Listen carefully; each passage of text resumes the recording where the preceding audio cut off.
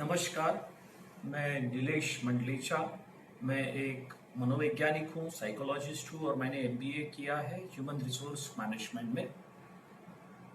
आज हम देख रहे हैं कि दुनिया में कोरोना की जो महामारी है उससे पूरी दुनिया परेशान है, भारत परेशान है। और इस कोरोना का असर जो है वो हमारे मन के ऊपर भी हो रहा है।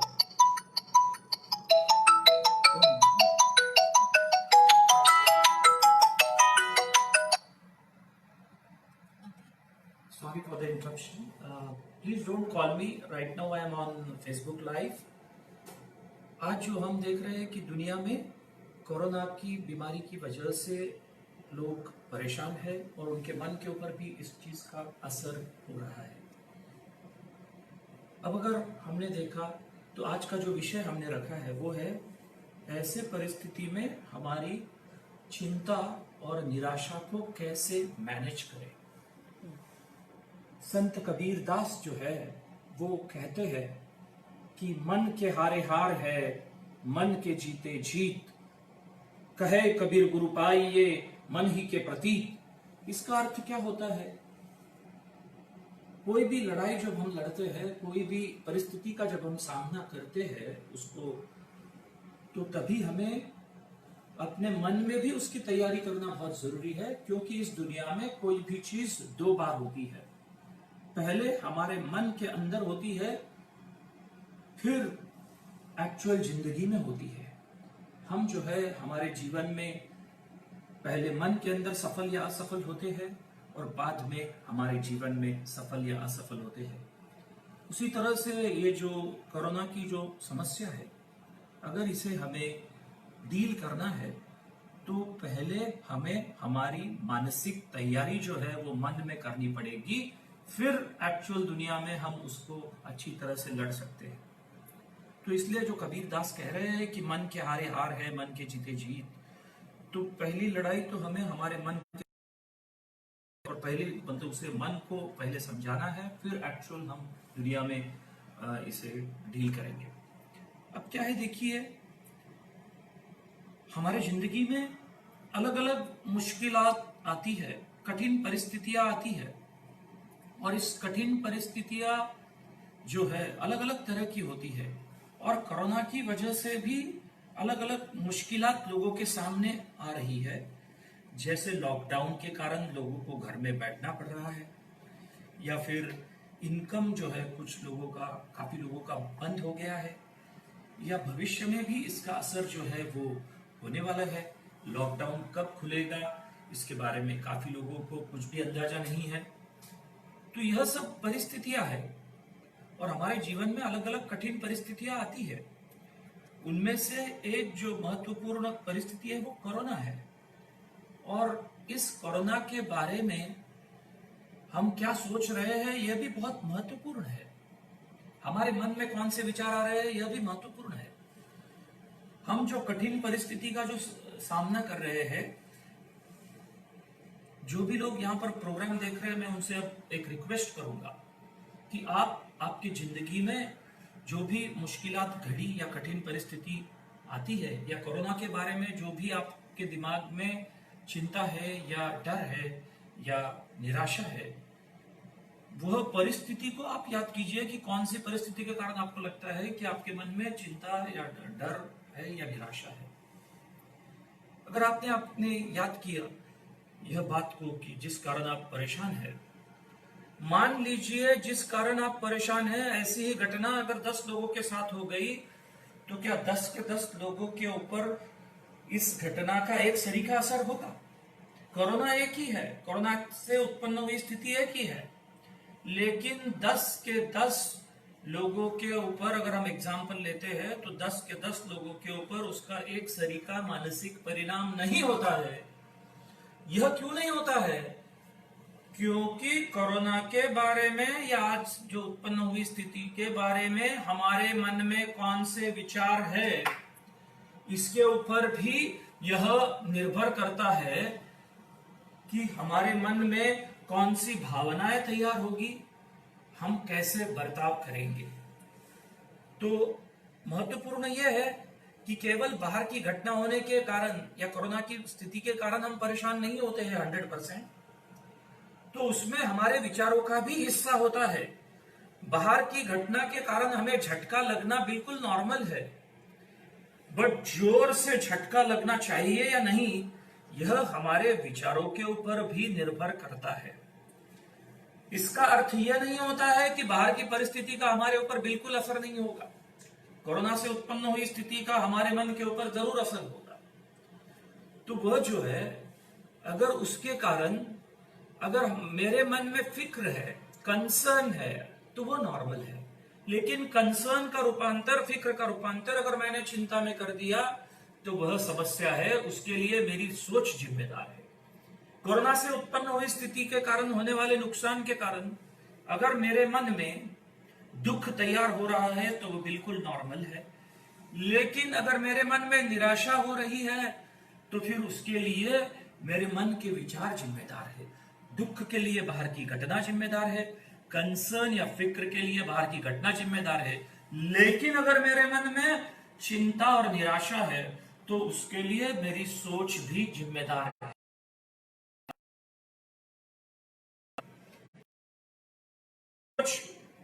मेरी भावनाओं की तीव्रता के लिए जिम्मेदार है।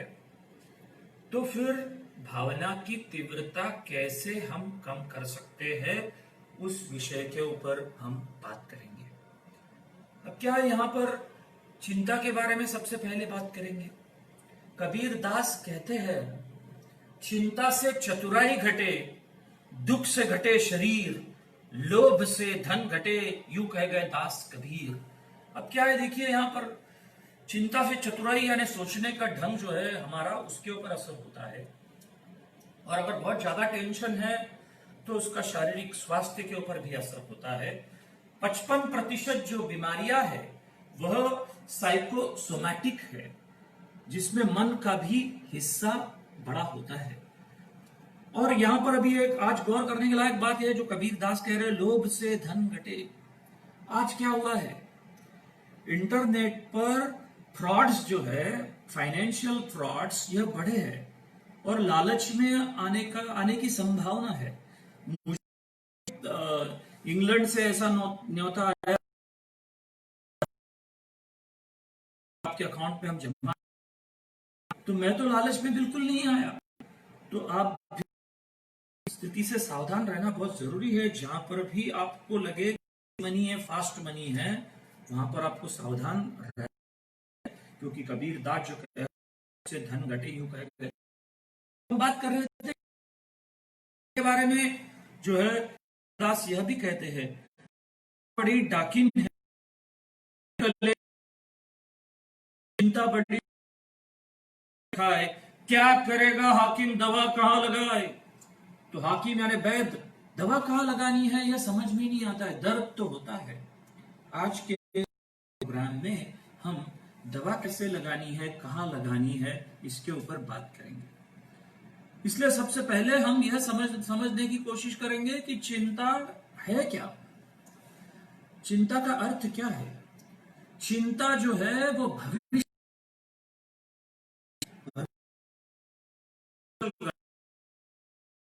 के बारे में, दिमाग में आदमी के, और भविष्य में भी देखिए आज के तारीख में क्या क्या हो सकता है। अगर मुझे कोरोना हो गया तो, या कोरोना के कारण मेरी जान चली गई तो, या मेरे फैमिली में किसी को कोरोना हो गया तो, या फिर ये भी पैसे का क्या होगा भविष्य में, काम तो सब बंद है अभी। और ऐसे परिस्थिति के साथ मैं कैसे सामना उस परिस्थिति का करूंगा, इस तरह की कई बातें चिंता के कारण मन में आ सकती है।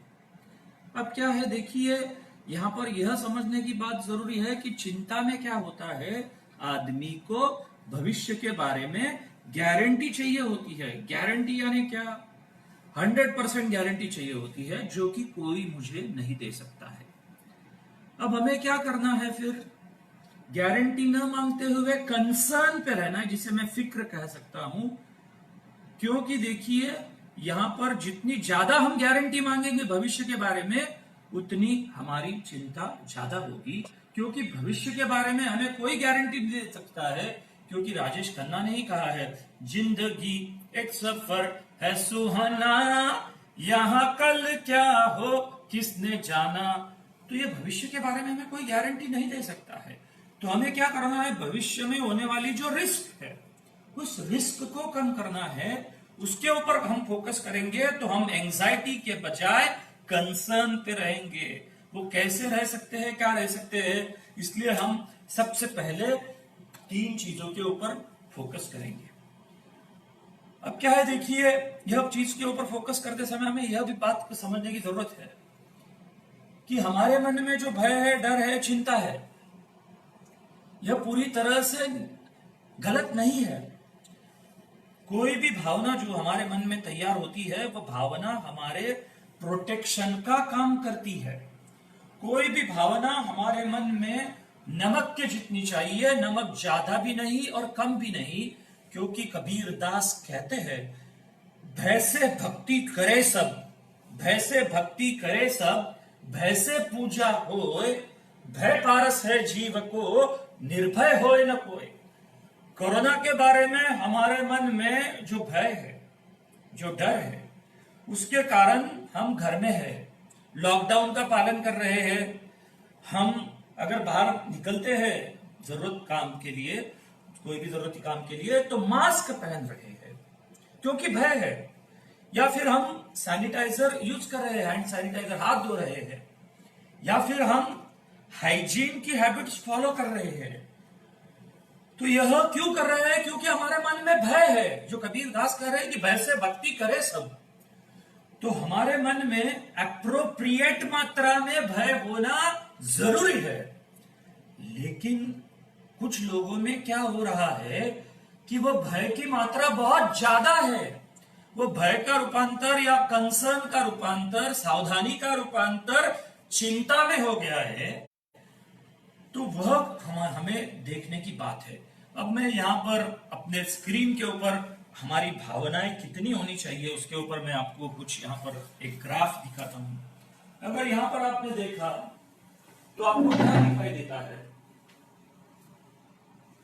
यहां पर एक ऐसा बेल कर्व है। यहां पर अगर आपने देखा, कोई भी भावना हमारी ऑप्टिमम होनी चाहिए, यानी नमक के जितनी होनी चाहिए। डर भी जो है वो नमक के जितना होना चाहिए। डर कम होगा कोरोना का तो क्या होगा, हम बेफिक्र हो जाएंगे, लॉकडाउन को तोड़ देंगे, बाहर ऐसे ही घूमेंगे, हम बिल्कुल, हमारा अप्रोच कैजुअल हो जाएगा। लेकिन अगर डर ज्यादा रहेगा तो क्या होगा, हमारा जो है वो परफॉर्मेंस पुअर होगा, हेल्थ के ऊपर उसका असर होगा, और हमारी नींद यहां पर आराम हो सकती है, हमारे शारीरिक स्वास्थ्य के ऊपर भी यहां पर असर हो जाएगा। इसलिए हमें तो भय चाहिए ही, क्योंकि भय बिना भाव न उपजे, कबीर दास कहते हैं, भय बिना होए न प्रीति, भय के बिना भाव भी नहीं उपजता है और प्रीति भी नहीं होती है। तो इसलिए हमें भय जो है वो ऑप्टिमम लेवल तक चाहिए। तो यह बात को समझना बहुत जरूरी है कि भय जो है वो ऑप्टिमम चाहिए।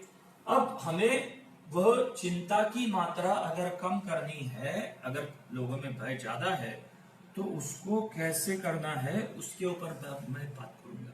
2 शब्द है, एक शब्द है प्रोबेबिलिटी और दूसरा है सर्टेनिटी। प्रोबेबिलिटी का अर्थ क्या होता है, संभावना, और सर्टेनिटी का अर्थ क्या होता है, निश्चित। अब देखिए 3 चीजों का यहां पर मैं जिक्र करूंगा। पहली चीज यह है कि मुझे कोरोना होने की प्रोबेबिलिटी कितनी है, संभावना कितनी है। जो भी लोग प्रोग्राम देख रहे हैं उनको कोरोना होने की संभावना कितनी है।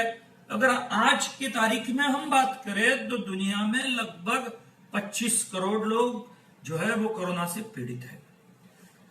तो दुनिया के अगर हम बात करें तो हार्डली 1% और मैक्सिमम 5% लोग जो है कोरोना से पीड़ित है, और जो पीड़ित नहीं है वो 99% या 95% है।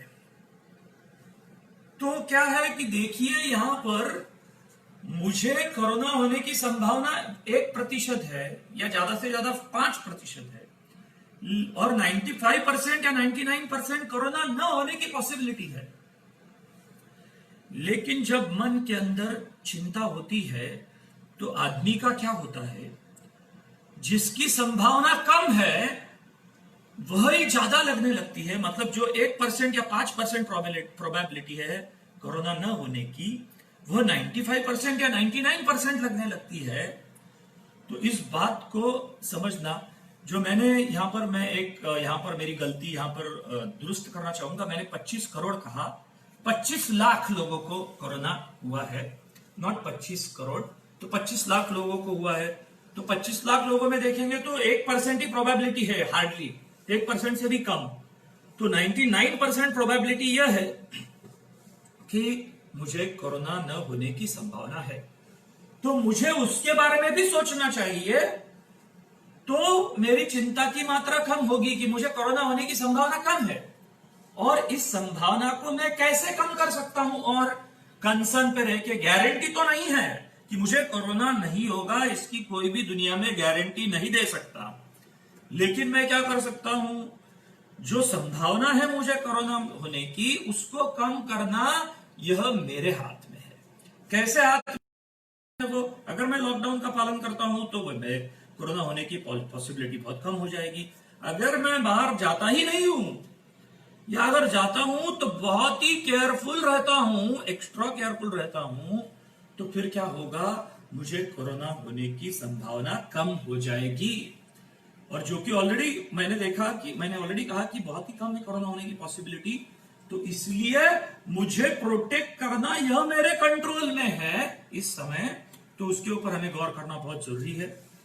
अब दूसरी हमें बात के और ऊपर गौर करना यहां पर बहुत जरूरी है कि क्या है, अगर हमने देखा यहां पर, तो मान लीजिए अगर आप भारत की बात करेंगे तो आज लगभग 20,000 लोगों को कोरोना हुआ है, और दुनिया में 25 लाख लोगों को हुआ है।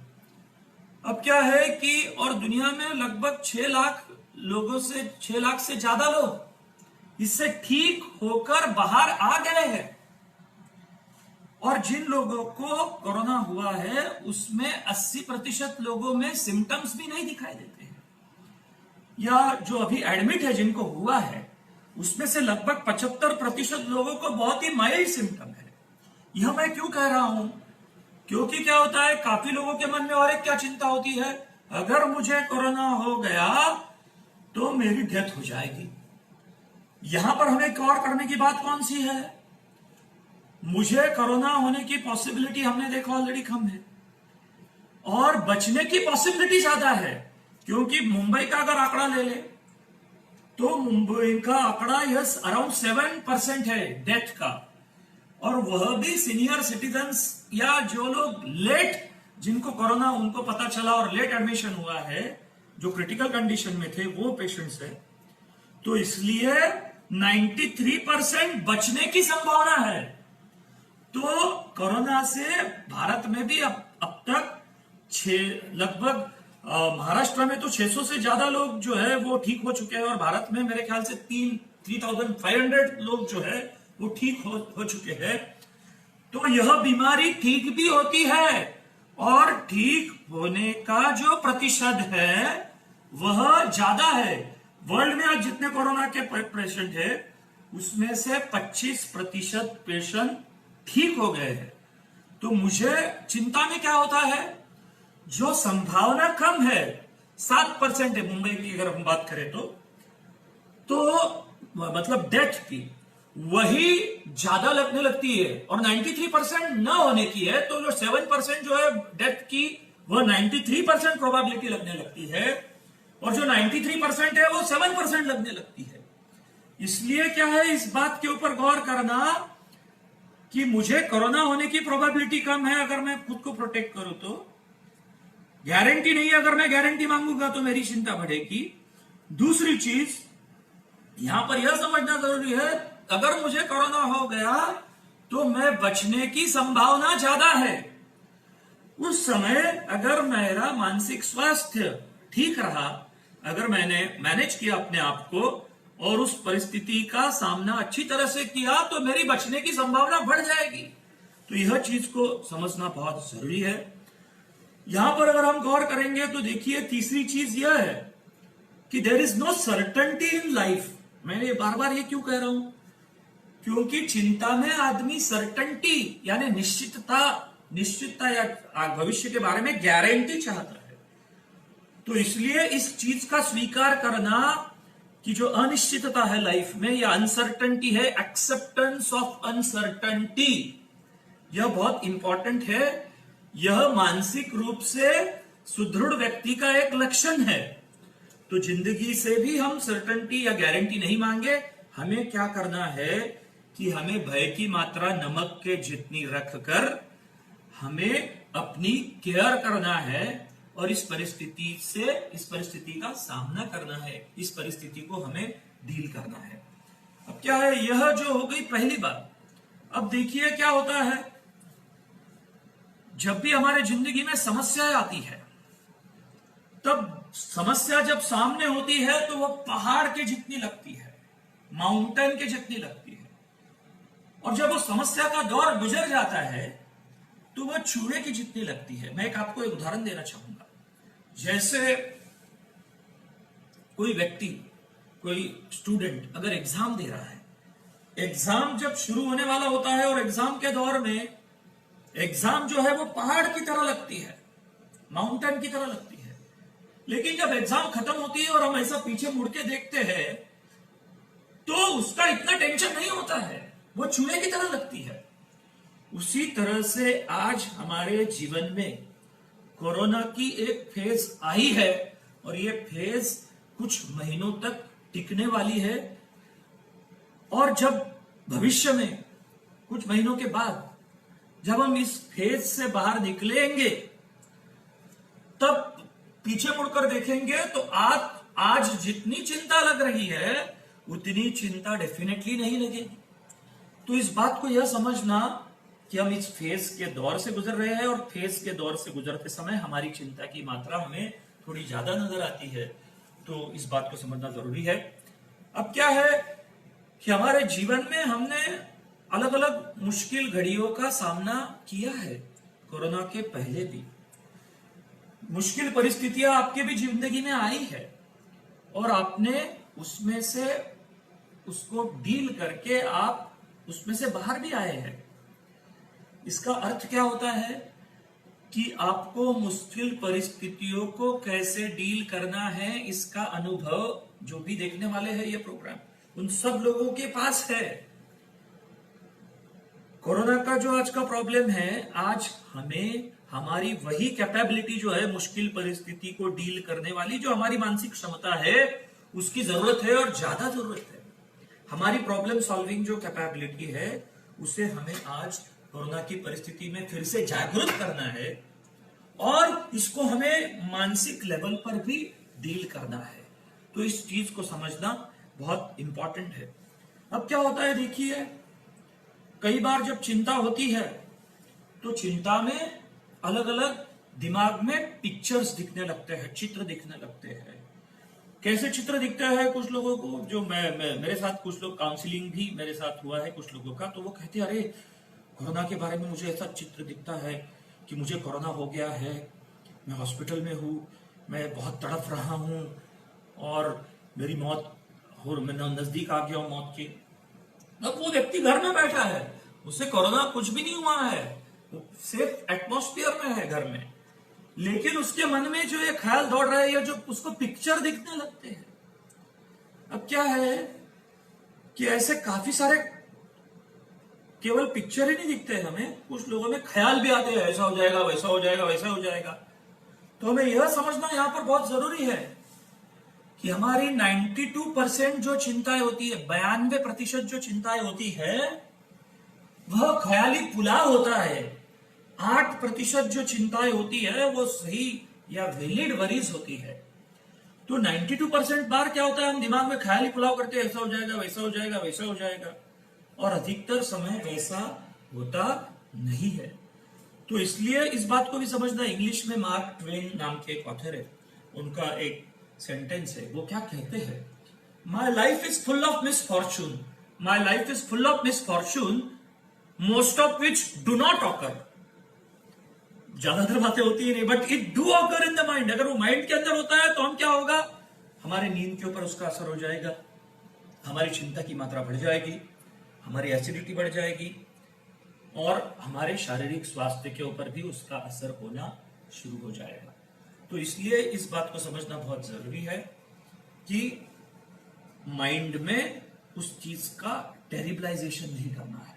अब क्या है, देखिए एक चीज मैं यहां पर गौर करना चाहूंगा कि कई बार ऐसा होता है मन में जब चिंता होती है तो आदमी को क्या लगता है कि सामने वाली जो परिस्थिति है वो बहुत ही महाभयंकर है, महाभयंकर महाभयंकर है। अब देखिए यहां पर हमें यह बात समझना जरूरी है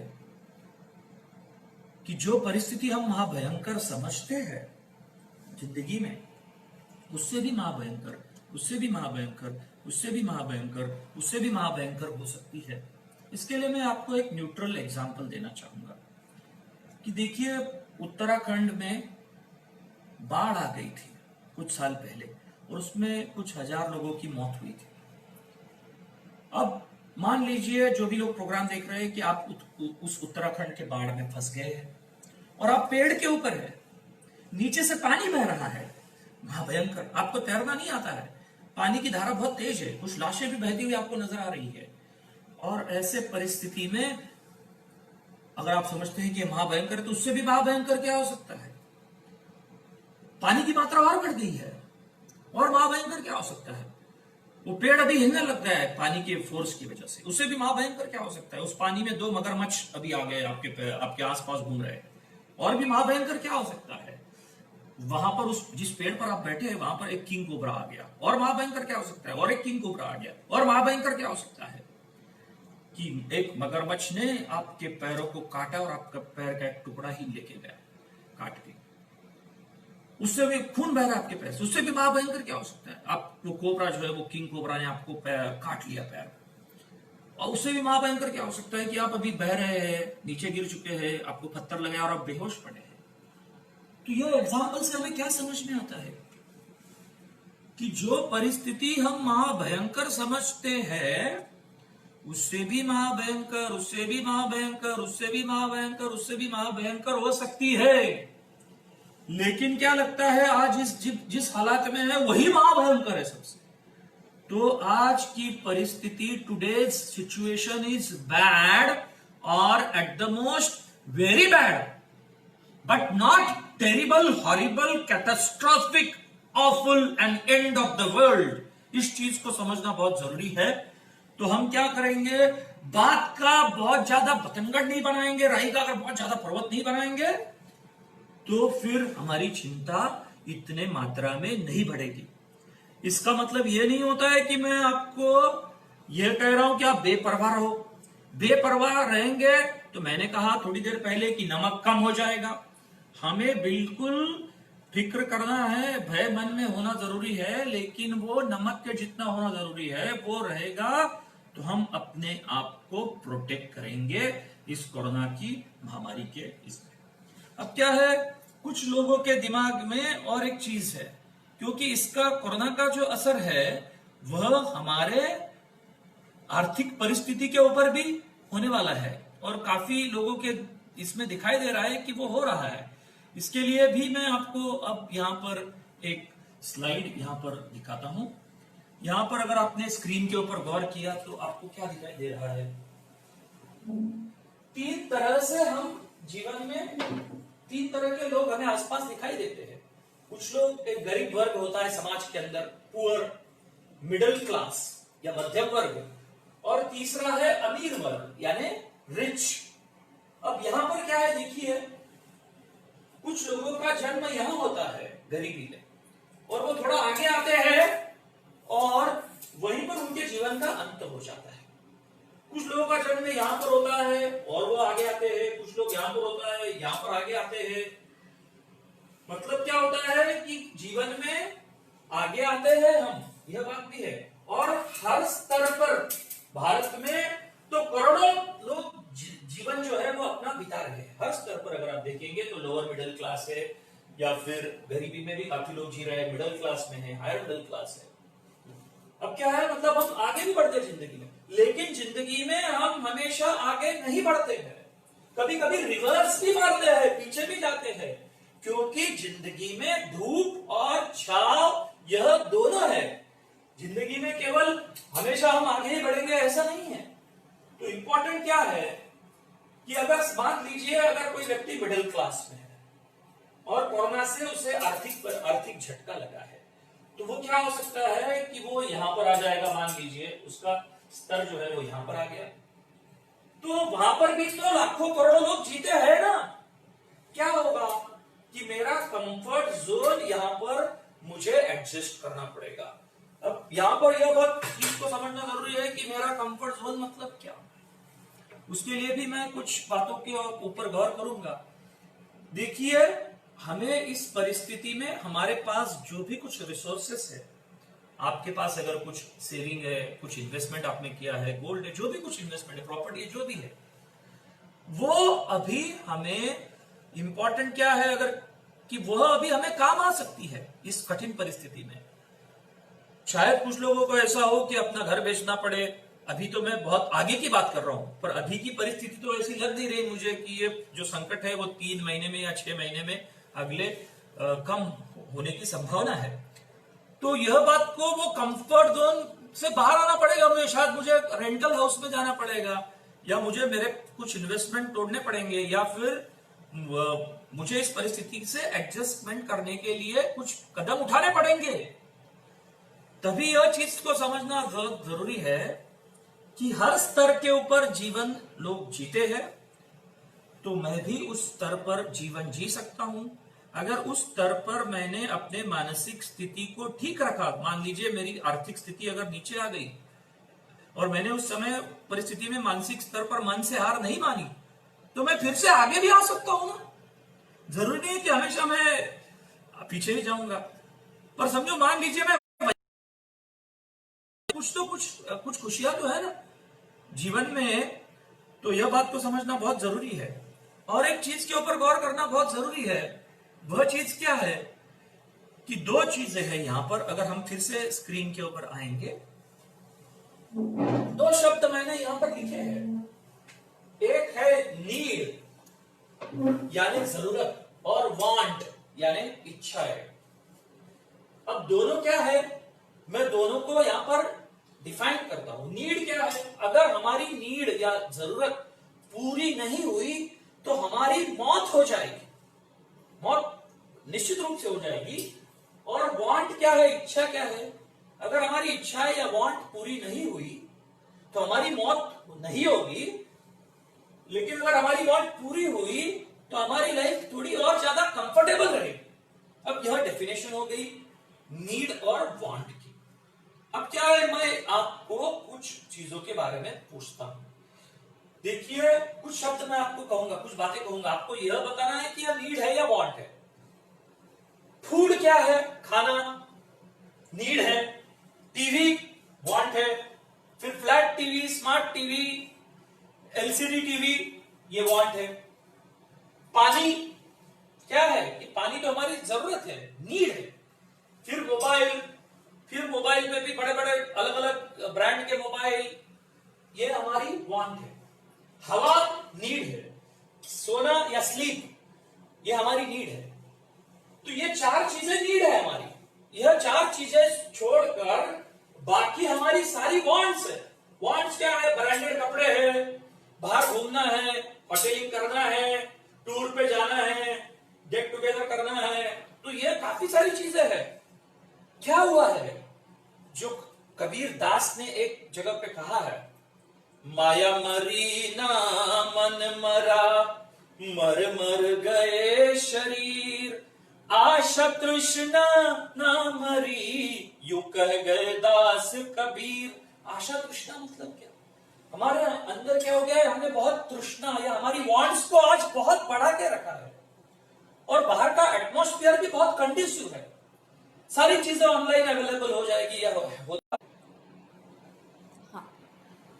हमने जो देखा कि हमारी वांट्स को हमने बहुत बढ़ा के रखा है, और इससे हमारा स्टैंडर्ड ऑफ लिविंग जो है वह काफी लोगों ने क्या किया है, बहुत बढ़ा लिया है। तो क्या है, मैंने देखा है कि काफी लोगों के बारे में यह होता हुआ। तो यहां पर मैं आपको एक उदाहरण देना चाहूंगा कि हम कैसे ये जो ओपन मार्केट है उसके बली हो गए हैं। मैंने कुछ लोग देखे हैं जिनके खाने पीने के प्रॉब्लम है, लेकिन कपड़ा विपड़ा भी एकदम इतना ठीक ठाक नहीं है, लेकिन मोबाइल एकदम टकाटक है। अब इस व्यक्ति को अपनी जिंदगी की जो बेसिक नीड है उसके बारे में ही अवेयरनेस नहीं है।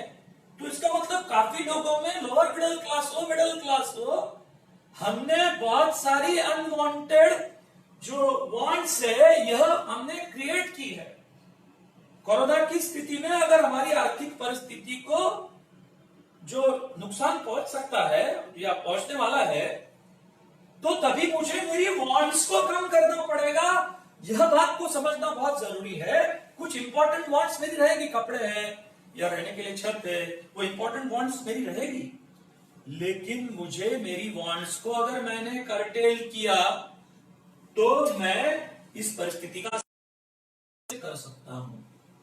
लेकिन क्या है, काफी लोगों को वांट्स जो है वो नीडी लगती है। जैसे काफी लोगों को मोबाइल फोन जो है वो नीड ही लगता है। अगर मोबाइल फोन यह नीड होता था तो फिर मोबाइल तो है लगभग 20 साल पहले आया है। 20 साल पहले तो लोग जिंदा रहते ही नहीं थे ना, अगर ये नीड होता था तो इंपॉर्टेंट यह है कि इस चीज को समझना कि हमें हमारी नीड्स को वांट्स को कम करना पड़ेगा और नीड के ऊपर हमें फोकस करना पड़ेगा। और कोरोना से हमें एक चीज क्या समझ में आई है, काफी लोगों को मैंने देखा है, उनको यह समझ में आया है कि अरे हमें जीने के लिए बहुत कम चीजें लगती है। लॉकडाउन ने और एक चीज जो है काफी लोगों को क्या सिखा दिया है कि हमें जीवन जीने के लिए, खाने पीने के लिए बहुत ज्यादा पैसा नहीं लगता है। हाँ, लेकिन अगर हमने हमारी वांट्स बढ़ा दी, बहुत वांट्स के ऊपर अगर नियंत्रण नहीं किया, तो फिर हम हमेशा तनाव में, टेंशन में रह सकते हैं। तो इसलिए यह चीज को समझना। और जीवन में जो है, मैंने जैसे कहा, धूप छाव है, वो धूप भी है और छाव भी है। इसके लिए कबीर दास जो है, कबीर दास एक जगह पे कहते हैं, वह भी हम अब स्क्रीन के ऊपर देखेंगे कि कबीर दास जो है वो क्या कहते हैं कि जिंदगी में धूप और छाव है।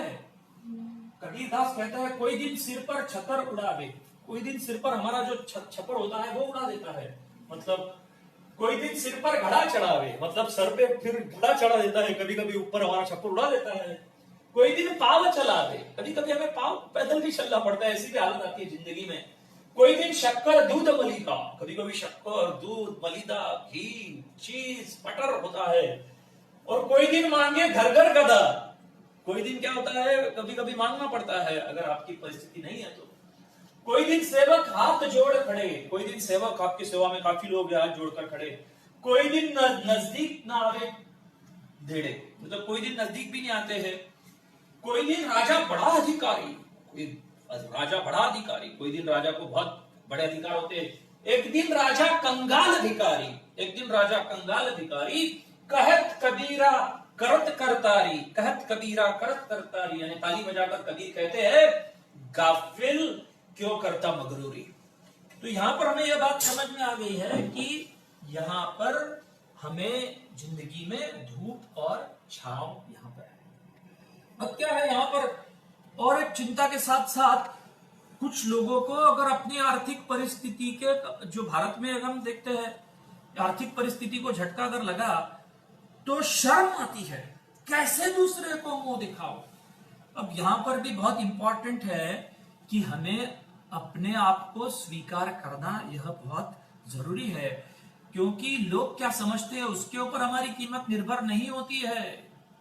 हम अपने आप को अंदर से क्या समझते हैं उसके ऊपर हमारी कीमत निर्भर करती है। इसलिए भारत में एक जो नंबर का रोग है वो क्या है, भारत का एक नंबर का रोग, लोग क्या कहेंगे, क्या कहेंगे लोग। तो यहां पर जो अपनी स्थिति है उस चीज का एक्सेप्टेंस करना यह बहुत जरूरी है। लोग क्या कहेंगे उसे साइड में रखना बहुत जरूरी है, क्योंकि देखिए, non acceptance of reality, non acceptance of reality is one of the biggest quality of emotionally disturbed person। तो यह बात को समझना बहुत इंपॉर्टेंट है। अब हमने देखा कि चिंता में हम क्या क्या कर सकते हैं, और आपके जो भी एसेट्स है, आपके जो भी आपके संसाधन है आपके पास इस परिस्थिति में डील करने के लिए, उसका मैक्सिमम तौर पर आप उपयोग कीजिए।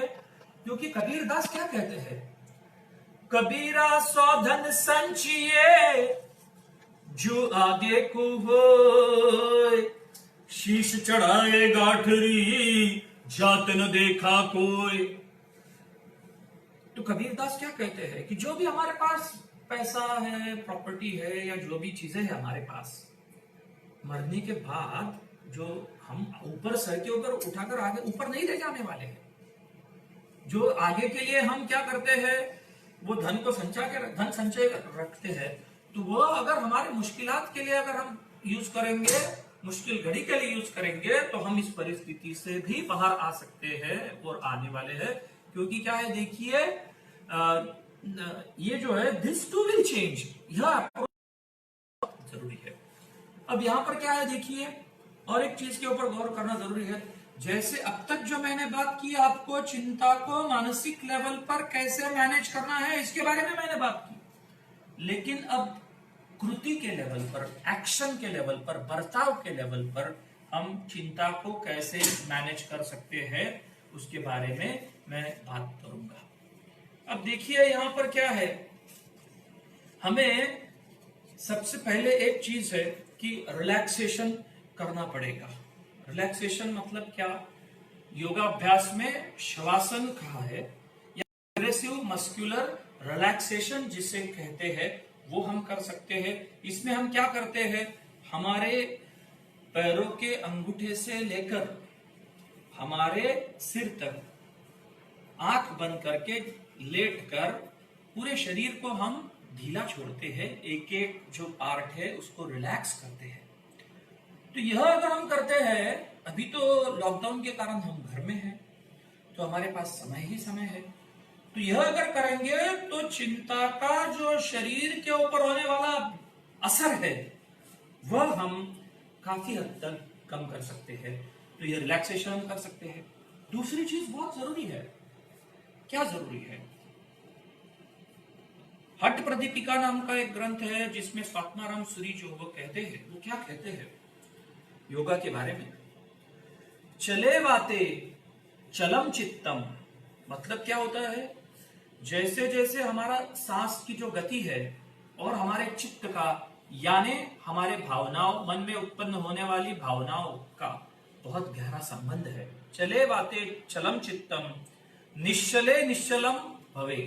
तो इसका अर्थ क्या होता है कि जब भी हमारे मन में तनाव उत्पन्न होता है, टेंशन उत्पन्न होता है, तब क्या होता है, हमारी सांस की गति बदल जाती है। और यह बात जो है भगवान बुद्ध ने भी कही है कि सांसों का और हमारे भावनाओं का बहुत बड़ा संबंध है। गुस्सा आता है तो आपकी सांस की गति बदल जाती है, चिंता में है तो आपकी सांस की गति बदलती है। तो इस चीज को समझना बहुत जरूरी है कि सांसों का और हमारे मानसिक स्थिति का बहुत बड़ा संबंध है।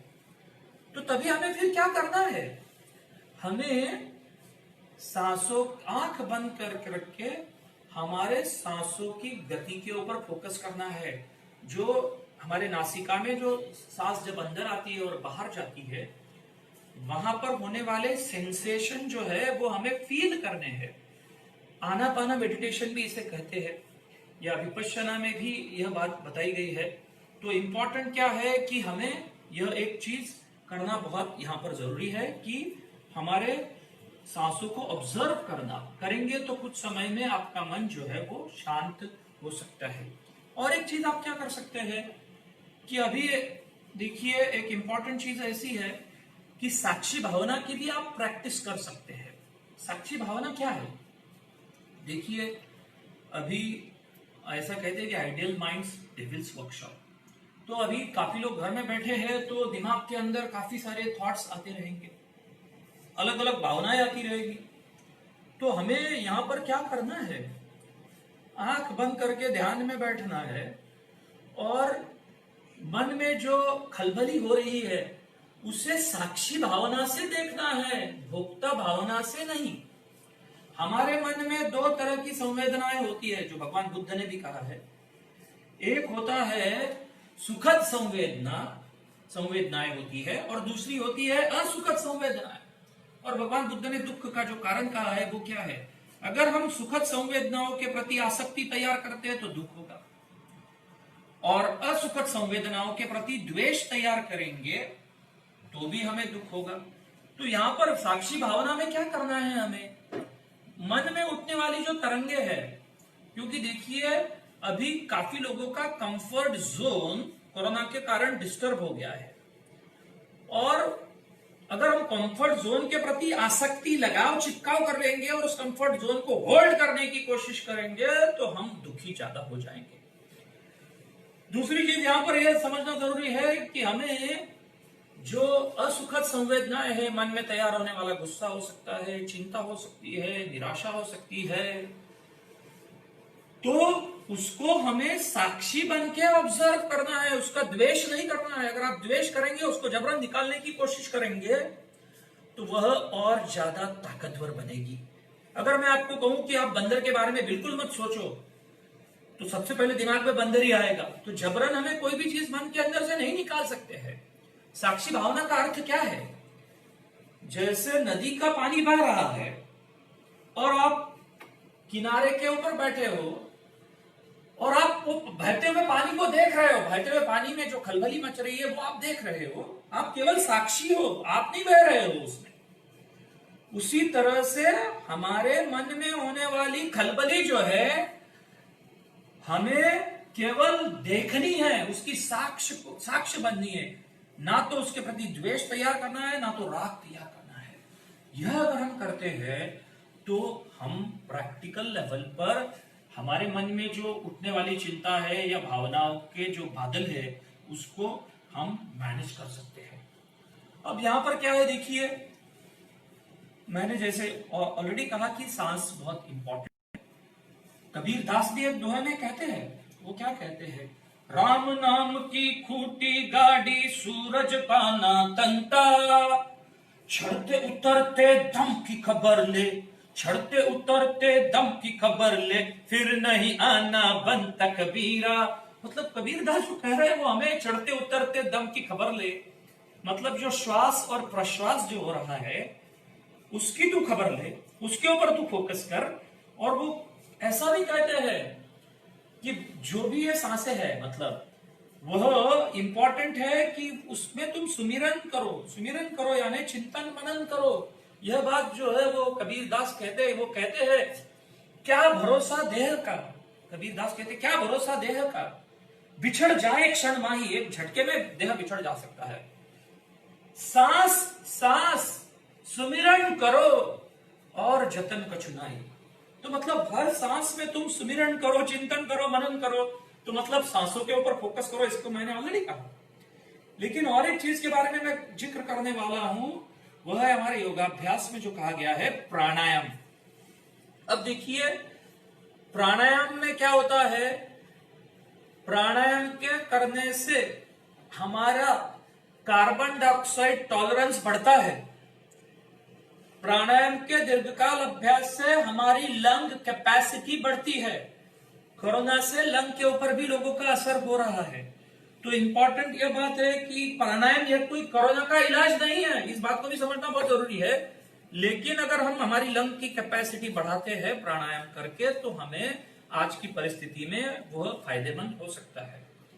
अब प्राणायाम में 3 फेजेस है। एक तो क्या है, सांसों को अंदर लेना, जिसे पूरक कहते हैं।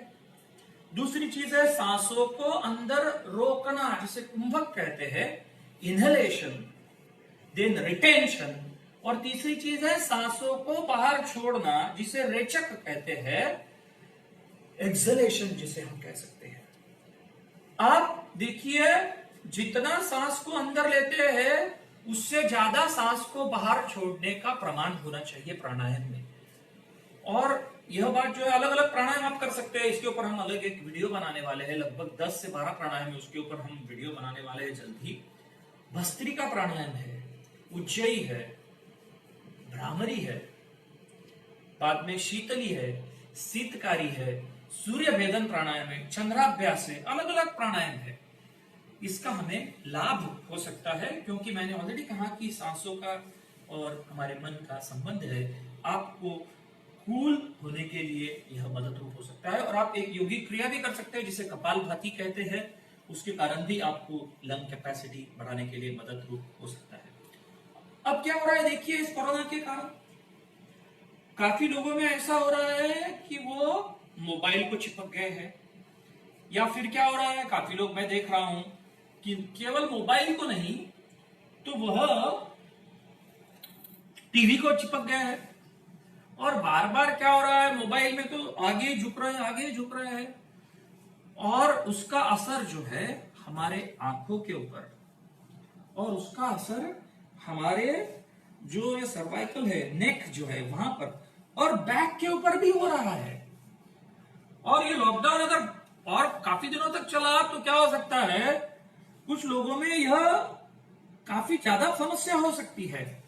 इसलिए हमें हमारी नेक की केयर करने के लिए कुछ बैकवर्ड बेंडिंग आसन जो है, जैसे भुजंगासन है, धनुरासन है, शलभासन है, यह हमें करना चाहिए। या फिर गर्दन को चारों ओर घुमाना, पीछे की ओर लेके जाना, आगे की ओर लेके जाना, इसे ब्रह्म मुद्रा कहते हैं। अलग अलग तरीके के योगाभ्यास है। यहां पर मैं ये कहना चाहता हूं यहां पर आपको कि आपको बैकवर्ड बेंडिंग, अगर आप योगाभ्यास नहीं करना चाहते हैं तो आप स्ट्रेचिंग एक्सरसाइज जिसमें आपको बैकवर्ड बेंड मिले, नेक के एक्सरसाइज और बैक के एक्सरसाइज करना यह इस दौर में जरूरी है। और अपने आंखों की केयर करने के लिए हमें आंखों के ऊपर ठंडा पानी आंख बंद करके छिड़काना, आंखों को जो है वो आई वॉश कप लेकर या हाथों में पानी लेकर आंखों को इस तरह से उसको धोना, या फिर पामिंग करना आंखों को ये करके, तो आंखों के ऊपर का असर हम कर सकते हैं, उसको जो होने वाला असर है उसको हम डील कर सकते हैं। हमने देखा कि हमने एक्शन लेवल पे, केवल थिंकिंग लेवल पे हम चिंता को नहीं मैनेज कर रहे हैं, तो एक्शन लेवल पे भी हम क्या कर सकते हैं उसके भी ऊपर मैंने बात की। अब देखिए यहां पर एक इंपॉर्टेंट चीज ये है कि मैंने जैसे एक्शन लेवल के बारे में बात कही, अगर नींद नहीं आ रही है तो आप क्या कर सकते हैं, सांसों के ऊपर अपने फोकस कर सकते हैं, सांस की जो गति है उसके ऊपर आप फोकस कर सकते हैं अगर आपको नींद नहीं आ रही है, या रिलैक्सेशन आप कर सकते हैं। तो क्या होगा, जिसका फायदा आपको हो सकता है। अब क्या है देखिए, हमारे मन में दो तरह के विचार आते हैं, एक होते हैं हेल्पफुल विचार और दूसरे होते हैं अनहेल्पफुल विचार। अब हमें क्या करना है, कोरोना के बारे में हमारे मन में दोनों तरह के विचार जो है वो हो सकते हैं। यहाँ पर मैं आपको मेरा प्रोजेक्टर में कुछ इश्यूज है, मैं उसको थोड़ा ठीक कर रहा हूं, सो बी देयर विथ मी। मैं आपको यहाँ पर एक स्लाइड दिखाऊंगा। यहाँ पर क्या होता है देखिए, हमारे मन में दोनों तरह के विचार आते हैं, कुछ हेल्पफुल और अनहेल्पफुल। जब भी आप कोरोना के बारे में सोचते हो तो आपके मन में भी ऐसा ही होगा, दोनों विचार रहेंगे, कुछ आपके फायदे वाले होंगे, कुछ आपको प्रॉब्लम क्रिएट करने वाले विचार होंगे। तो आपको क्या करना है ऐसी स्थिति में, जो हेल्पफुल विचार है उनको और ज्यादा स्ट्रांग करना है, बढ़ाना है, और जो अनहेल्पफुल विचार है उनकी ताकत को कम करना है। जैसे एक मैं आपको एग्जांपल देता हूं, ये कोरोना के कारण क्या होगा मेरा, यह हो गया अनहेल्पफुल विचार। हेल्पफुल विचार क्या हो सकता है, कोरोना की परिस्थिति से मेरे जिंदगी में कुछ मुश्किलात आई है, यह सच है, लेकिन इस परिस्थिति में मेरे नियंत्रण में क्या है, इसके ऊपर मैं फोकस करूंगा। मेरे नियंत्रण में मुझे खुद को प्रोटेक्ट करना, मेरी शारीरिक और मानसिक स्वास्थ्य की केयर करना, यह मेरे नियंत्रण में है। तो देखिए, जब भी अनहेल्पफुल थॉट आया तो मैंने क्या किया, यहां पर आपको दिखाया कि हेल्पफुल थॉट्स कैसे हम क्रिएट कर सकते हैं। क्योंकि हमने शुरुआती में क्या देखा कि हमारी भावना की तीव्रता बढ़ने का जो प्रमुख कारण है एक, वो हमारे मन में आने वाले विचार है।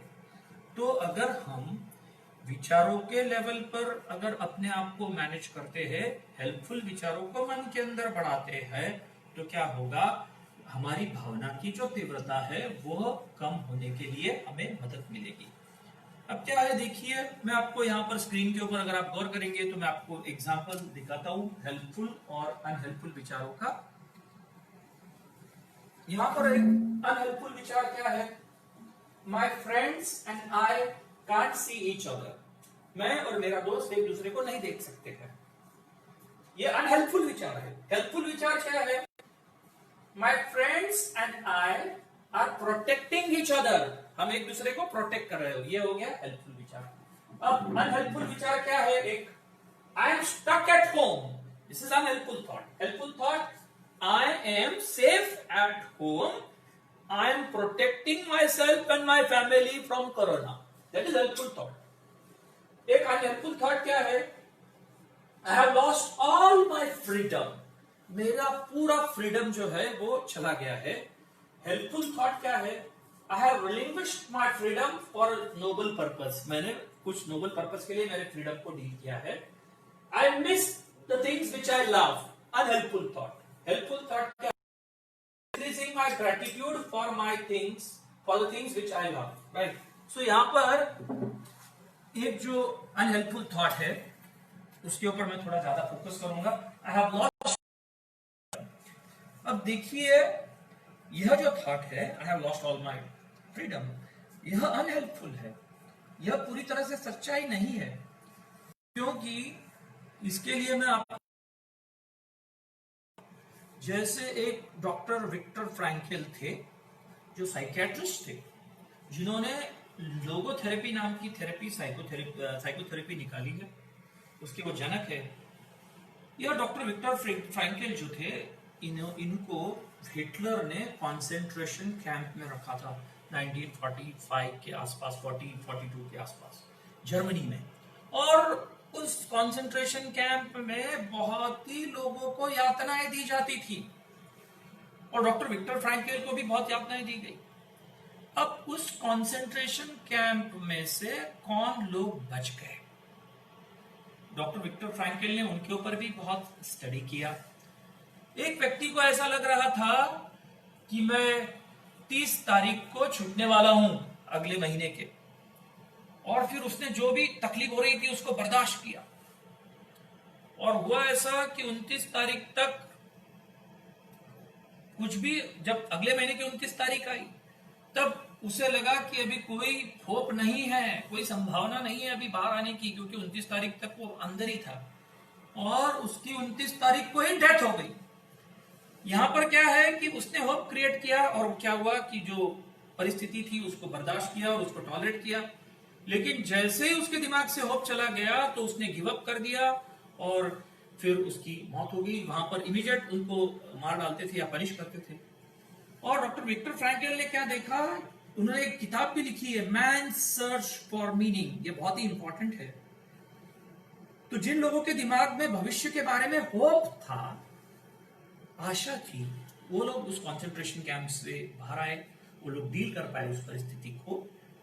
तो हमारे जीवन में जो सफरिंग है, अभी भी हमें सफरिंग है काफी, लॉकडाउन के कारण घर में बैठना पड़ रहा है, मुश्किलात का सामना करना पड़ रहा है, तो वो सफरिंग को हम क्या मीनिंग देते हैं, यह बहुत इंपॉर्टेंट है। वो सफरिंग को आप निगेटिवली अगर आप उसकी तरफ देखते हैं, तो उसका असर आपके भविष्य में होने वाले घटनाओं के ऊपर और वर्तमान में होने वाले घटनाओं के ऊपर पड़ेगा। और उसकी तरफ आप अगर रियलिस्टिकली और ऑप्टिमिस्टिकली देखते हुए, तो आपको स्ट्रेंथ एक तरह की मिलेगी। आज और भविष्य की जो होने वाली घटनाएं हैं, उसका सामना करने के लिए आपको एक प्रकार की स्ट्रेंथ मिलेगी। डॉक्टर विक्टर फ्रैंकल क्या कहते हैं? वो कहते हैं कि वो जब कॉन्सेंट्रेशन कैंप में थे हिटलर के, तो उन्होंने ये कहा कि उन्होंने मेरा सब कुछ छीन लिया, मतलब घर दार बीबी बच्चे सबको मार डाला, सब कुछ छीन लिया, लेकिन एक चीज वो मुझसे छीन नहीं सके। वो चीज कौन सी थी? वह चीज मतलब मेरा सोचने का ढंग, मेरा दृष्टिकोण, मेरा मन वो छीन नहीं सके। और वो मेरा जो फ्रीडम है वो हमेशा मेरे साथ रहता है। तो इसलिए यह बात को समझना जरूरी है कि जो भी लोग घर में बैठे हुए हैं, उनको घर में बैठे हुए भी काफी फ्रीडम है। इस समय आपके पास कौन सा चॉइस है, कौन से freedom, what freedom you have right now. आज के परिस्थिति में कैसा सोचना है, यह भी फ्रीडम आपके पास है। अगर आप उल्टा सोचेंगे तो उल्टा असर होगा, अनहेल्पफुल थॉट ज्यादा लाएंगे तो अनहेल्पफुल आपके लाइफ में होगा, हेल्पफुल थॉट्स लाएंगे तो आप हेल्पफुल वे में आपको जिंदगी को डील कर पाएंगे। और एक उदाहरण मैं आपको देना चाहूंगा। गुजरात में भूकंप आया था, तभी हुआ ऐसा कि एक व्यक्ति थी, वो डॉक्टर थे खुद, उनके घर में उनके माँ बाप, पत्नी, उनके बच्चे, उनकी मौत हो गई भूकंप में, और वो बच गए। और वो बचे तो ऐसे हालात में, उनका घर गया, क्लिनिक गया, लेकिन वो बच गए।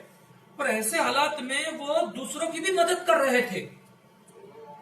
तो उनको फिर एक न्यूज़पेपर के रिपोर्टर ने पूछा कि आपके जिंदगी में तो आपके पूरे घर वाले चले गए, घर गया, क्लिनिक गया, पूरा गांव आपका फ्लैट हो गया, फिर भी आप दूसरे की मदद कैसे कर पा रहे हैं? तो डॉक्टर ने जो कहा वो बहुत महत्वपूर्ण है। उन्होंने क्या कहा कि उन्होंने मतलब ये जो है, मेरा सब कुछ तो चला गया है, लेकिन एक चीज अभी भी मेरे पास इंटैक्ट है, वो मतलब मेरा दृष्टिकोण, मेरा सोचने का ढंग। I am disturb right now, I am very much disturb, but I am not feeling devastated.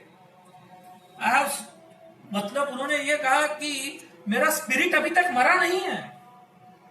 तो यह बात को हमें सबको समझना बहुत जरूरी है कि अपने स्पिरिट को संभाल के रखना लास्ट हमारे सांस तक, जब तक हम यहाँ इस धरती के ऊपर है, यह बहुत जरूरी है। और आज कोरोना की स्थिति में तो हमें यही स्पिरिट की जरूरत है। तो अगर आपका अप्रोच चेंज करेंगे तो आपको फिर काफी सारे चॉइसेस मिलेंगे। अगर हम फ्रीडम की बात करें तो नेल्सन मंडेला साहब तो 27 साल जेल में थे। तो हम तो कितने दिन घर के अंदर है, और जेल में तो कैदियों को बहुत ही इतनी अच्छी ट्रीटमेंट नहीं मिलती है जितनी हमें आज घरों में मिल रही है। तो हमें ऐसे व्यक्तियों के बारे में सोचना, ऐसे रोल मॉडल्स के बारे में सोचना आज बहुत जरूरी है, जिन्होंने कठिन परिस्थिति का सामना किया है और उस कठिन परिस्थिति को दीर्घकाल सामना किया है, उसमें से बाहर आए हैं। तो हमें बहुत बड़ी जो है वो प्रेरणा उनसे मिल सकती है, और आज के सिचुएशन को डील करने के लिए एक ताकत और स्ट्रेंथ जो है वो हमें मिल सकती है। अब क्या है कि मैंने काफी चीजें जो है वह चिंता के बारे में बात कही। आज अभी मैं कुछ बातें जो है वो डिप्रेशन के बारे में भी मैं आपसे बात करने वाला हूं। डिप्रेशन क्या है? डिप्रेशन जो है, अब यहां पर मैं एक बात स्पष्ट करना चाहता हूं कि अगर कोई व्यक्ति की चिंता की मात्रा बहुत ज्यादा है और डिप्रेशन बहुत ज्यादा है, चिंता और डिप्रेशन बहुत ज्यादा है, तो उनको इंपॉर्टेंट ये है कि जो साइकियाट्रिस्ट है उनके पास जाकर आपको एंटी डिप्रेसेंट या एंटी एंजाइटी दवा लेने की जरूरत है। ऐसे 1%, 2% लोग हो सकते हैं, 1%, 2%, 3%, ज्यादा से ज्यादा, या 5%, लेकिन 95% लोगों को दवाई की जरूरत नहीं होती है। अगर आप जो भी लोग यहां पर प्रोग्राम देख रहे हैं, मैंने जो चिंता के बारे में बातें कही, अगर आप उसके ऊपर गौर करेंगे, यह वीडियो तो आपको रिकॉर्डेड वीडियो ये इस चैनल के ऊपर, ये जो फेसबुक पेज है वहां पर हमेशा मिलेगा, आप बार बार देख सकते हैं। और इस बातों के ऊपर आपने गौर किया तो आपको आपकी चिंता की जो लेवल है वो कम करने के लिए हेल्पफुल होगा। लेकिन अगर आपने आपकी चिंता की लेवल को डील नहीं किया और वैसे ही वो चिंता काफी दिनों तक अगले बनाए के रखी, काफी हफ्तों तक या महीनों तक, तो क्या हो सकता है कि आपको फिर क्लिनिकल एंजाइटी या क्लिनिकल डिप्रेशन हो सकता है। फिर वहां पर आपको मेडिसिन की जरूरत पड़ेगी। तो इंपॉर्टेंट है, अगर आपको लगता है कि आपकी क्लिनिकल डिप्रेशन या क्लिनिकल एंजाइटी नहीं होनी चाहिए, तो ताकि क्या होगा, आप वहां तक नहीं जाएंगे। अब यहां पर अभी मैं डिप्रेशन के ऊपर बात करता हूं। डिप्रेशन, अब जो नॉर्मल डिप्रेशन आता है लोगों को, उसके बारे में मैं बात कर रहा हूं। मैंने जीवन में कुछ महत्वपूर्ण खोया है, तब आने वाली जो भावना होती है वो डिप्रेशन होती है। अब महत्वपूर्ण हम क्या होते हैं? नजदीक के व्यक्ति का डेथ हो गया, प्यार में झटका लग गया, आर्थिक बहुत बड़ा नुकसान हो गया तो भी डिप्रेशन आता है, या कोई बड़ी बीमारी हो गई, कैंसर हो गया, तो आदमी को डिप्रेशन होने वाला है, नुकसान ऐसा भी आदमी को आज डिप्रेशन आ सकता है। तो इस चीज को समझना जरूरी है कि डिप्रेशन जो है वो इंपॉर्टेंट लॉस या नुकसान के बारे में व्यक्ति को डिप्रेशन लगता है। अब यहां पर जो है, यहां पर क्या है देखिए, अब मैंने आपको कुछ एग्जांपल्स दिए डिप्रेशन के। आपको भी, जो भी लोग ये प्रोग्राम देख रहे हैं, मैं उनसे रिक्वेस्ट करूंगा कि आप आपकी जिंदगी में जो लगता है कि आपको नुकसान हो रहा है आज या भविष्य में होने वाला है, ऐसा आपको जो लगता है, उस नुकसान के बारे में सोचिए अभी, इस right now think about it. और आपको क्या है देखिए, जो ऐसा ही नुकसान, क्या वो 10 के 10 लोग डिप्रेस, तो इसका ये जवाब है कि नहीं। तो फिर आपको यहां पर समझना बहुत जरूरी है कि मेरे डिप्रेशन का कारण केवल बाहर की घटना नहीं है, तो मेरी सोच भी है, मेरी सोच भी आशा में कंट्रीब्यूट करती। तो फिर इसका मतलब ये नहीं है कि आपका होने वाला नुकसान है या नुकसान हो रहा है या होने वाला है या हुआ है, उसके बारे में you will feel very excited and happy, बहुत खुशी होगी, ऐसा बिल्कुल नहीं होगा। आपके मन में भावना आएगी ही, you will feel negative, you will not feel positive. लेकिन देखिए, अगर आपको दुख हो रहा है तो बहुत नॉर्मल है, लेकिन अगर दुख का रूपांतर डिप्रेशन में या निराशा में हो रहा है तो उसके लिए फिर आपकी सोच जिम्मेदार है। इस बात को समझना बहुत जरूरी है। तो अब वो सोच क्या है, कौन सी है, उसके ऊपर मैं कुछ गौर करूंगा। हमारे जीवन में दो तरह की बातें होती है। देखिए, कुछ चीजें जो होती है वो हमारे पक्ष में होती है और कुछ चीजें विरोध में होती है। ऐसा जिंदगी में कभी भी नहीं होता है कि सारी चीजें हमारे पक्ष में है। अगर आपने यहाँ पर स्क्रीन के ऊपर आपने गौर किया तो आपको यहाँ पर दिखाई देगा कि यहाँ पर देखिए, कुछ चीजें हमारे जीवन में प्लस है और कुछ माइनस होती है, कुछ जीवन में पक्ष में होती है, कभी कुछ विरोध में होती है। जिंदगी में कभी भी ऐसा नहीं होता है कि सारी चीजें पक्ष में है, और जिंदगी में कभी भी ऐसा भी नहीं होता है कि सारी चीजें विरोध में है। जब मैं एक जगह पर बात कर रहा था तो एक व्यक्ति उठकर खड़ा हो गया मेरे प्रोग्राम में और कहने लग गया, नीलेश, इस समय जिंदगी में सारी चीजें मेरे खिलाफ है। तो मैंने उनको क्या कहा फौरन, भाई साहब, आप अभी तक जिंदा है। जिस दिन आपकी मौत होगी, जिस दिन आपकी सारी रिसोर्सेज, सारी चीजें खत्म हो जाएगी, उस दिन मैं वो कहूंगा कि हाँ, सारी चीजें आपके खिलाफ है। तो जब तक हमारी आखिरी सांस शुरू है तब तक हमारी जिंदगी में कुछ ना कुछ चीजें फेवर में है। अब डिप्रेशन में क्या होता है, और दुख और डिप्रेशन में फर्क क्या है? मान लीजिए यहां पर ये जो बात है कि एक चीज आपके फेवर में नहीं है कि आप लॉकडाउन में हैं, आप जो है आपका आर्थिक नुकसान हो रहा है, आपको घर में ही बैठना पड़ रहा है। मान लीजिए, या मान लीजिए किसी व्यक्ति को कोरोना हो गया है, या आपके घर में किसी के कोरोना के कारण डेथ हो गई है, या आपको 14 दिन क्वारंटाइन किया है, क्वारंटीन किया है। तो यह इंपॉर्टेंट बात यहां पर क्या है देखिए, यह दो चीजें आपके खिलाफ है या तीन चीजें खिलाफ है, तो इसके बारे में अगर आपको बुरा लग रहा है तो दुख होगा। लेकिन डिप्रेशन में क्या होता है कि यह दो चीजों के बारे में बुरा नहीं लगता है, जिंदगी ही बुरी है, लाइफ इज टोटली बैड, और उसके कारण क्या होता है कि हमें जो है डिप्रेशन आता है, निराशा आती है। तो यह चीज को समझना जरूरी है।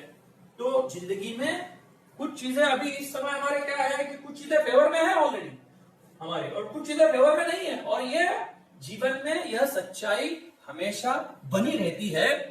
इसका और परिस्थिति का कोई संबंध नहीं होता है, जैसे कोरोना की स्थिति आ जाए या नहीं आ जाए, उसके पहले भी यही था, आज भी यही है और आगे भी ऐसा ही रहेगा।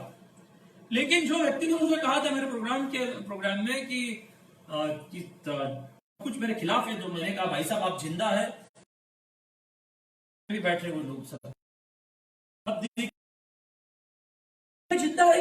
यह एक सवाल है। मुझे डाउट है, क्योंकि कबीर दास कहते हैं एक अजूबा हमने देखा, मुर्दा रोटी खाए।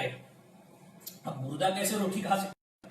जब अगर जिंदा लोग अगर डिप्रेस बन जाए और मुर्दे कहते एक रोटी खाए, समझाने से समझत नहीं लाता कि हम जिंदा है। आप सब लोग देख रहे हैं तभी, लेकिन आपको दिखाई देता है कि नहीं? क्योंकि कबीर दास कहते हैं फूटी आंखें विवेक की लखन। तो अगर आपकी आंखें फूट गई है तो प्रॉब्लम है। तो मैं तो कि आप सबको दिखाई दे रहा है, तो आपके फेवर में क्या है कि आप जिंदा है, आपको सबको दिखाई दे रहा है। तो एक एंटी डिप्रेशन डायरी बना दो, एक डायरी बनाओ, उसमें करते जाओ कि आपके जीवन में क्या क्या पक्ष में है, क्या क्या फेवर में है। 2 साल पहले मेरा एक्सीडेंट हो गया था और मेरा ये हाथ फ्रैक्चर हो गया था। मैं साथ लटका के घूम रहा था, तो ये हाथ मूव ही नहीं कर पा रहा था। मूव करता था तो दर्द होता था। तो मुझे पता चला कि साला ये लेफ्ट हैंड का इंपॉर्टेंस कितना है जिंदगी में। लेकिन क्या होता है, कई बार जो चीजें हमारे पक्ष में होती है उसको हम टेकन फॉर ग्रांटेड ले लेते हैं। Taken for granted. आप चल फिर सकते हैं, आपको लकवा नहीं मारा है, आप लास्ट स्टेज में नहीं है जिंदगी के, चल फिर सक रहे हैं, तो आपको आंखें बराबर है, आपकी हाथ बराबर है, उंगलियां बराबर है, सब उसको लिखिए आप जो भी पक्ष में है। मुझे क्या है, तभी देखिए सोने के लिए बिस्तर है, रहने के लिए घर है, 2 घर है मुंबई में। तो यह बात है। तो जो भी पक्ष है मुझे वो लिखना बहुत जरूरी है। तो हम जो बात कर रहे थे डिप्रेशन के बारे में, तो मैंने जो आपको कह रहा हूं यह बात कि आपको जो है वो आपको एंटी डिप्रेशन डायरी बनानी है। बीच में सिग्नल के कारण कुछ समस्याएं थी, अब वो ठीक हो गई है। तो यह भी देखिए, यह भी क्या दिखाई देता है कि यह पूरे प्रोग्राम के दौरान भी अप्स एंड डाउन है सिग्नल में। वैसे ही हमारे जीवन में भी अप्स एंड डाउन होते हैं, यह चीज को समझना।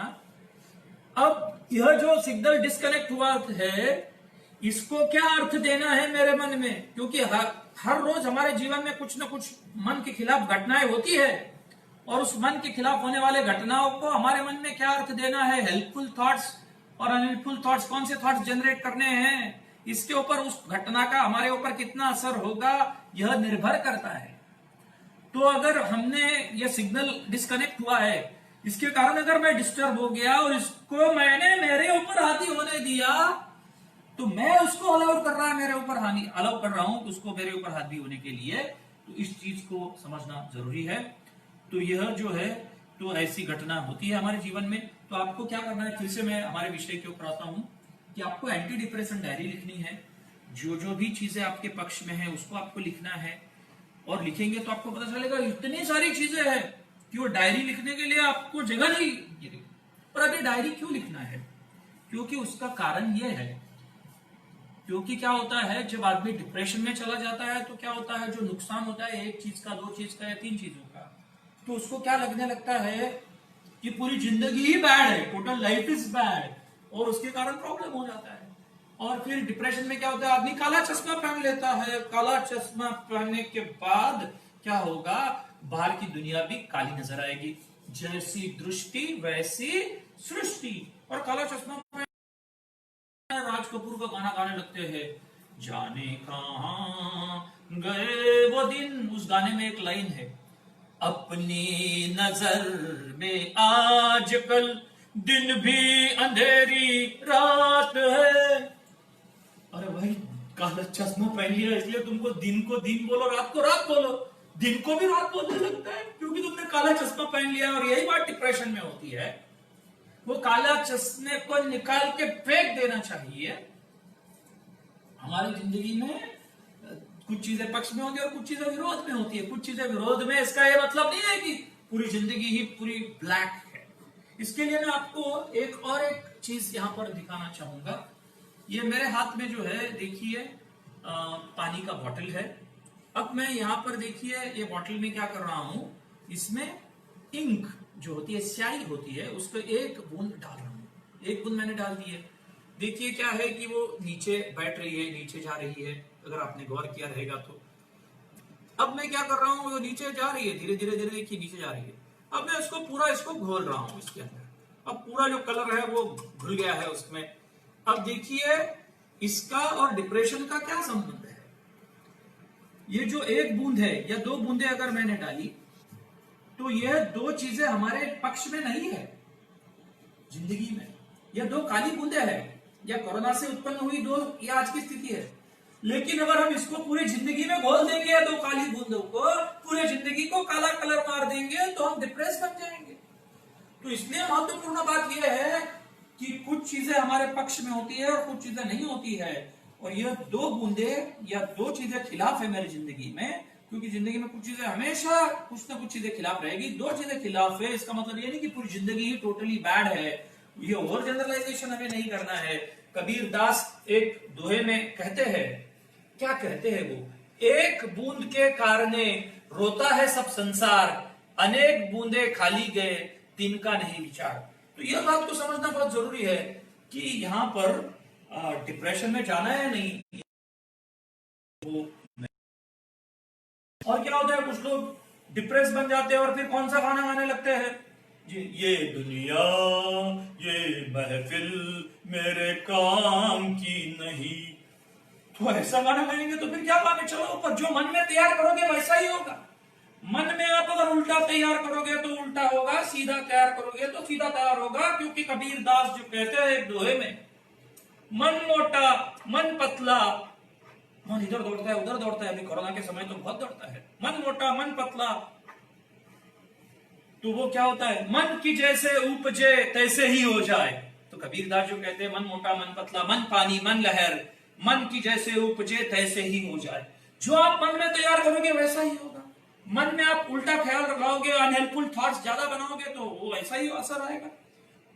हेल्पफुल थॉट लाओगे तो हेल्पफुल आपकी रिएक्शन होगी। कबीर दास जो कहते हैं और एक दोहे में, अरे करता था सो कर रहा, अब करी क्यों पछताए, तूने बोया पेड़ बबूल का हो।